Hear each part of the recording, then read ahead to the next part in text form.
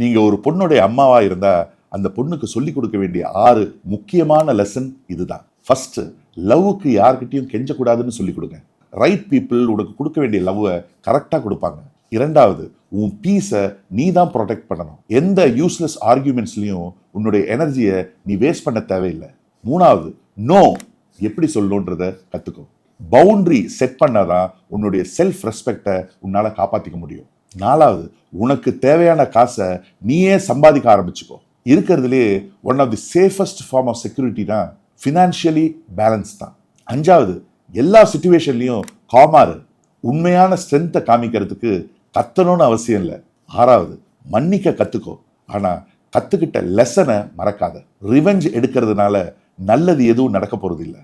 இந்த 6 விஷயத்தை சொல்லி கொடுத்து உங்க பொண்ணை போல்டா வளங்க. மறக்காம எல்லா அம்மாக்களுக்கும் பெண் பிள்ளைகளுக்கும் இந்த வீடியோவை ஷேர் பண்ணுங்க.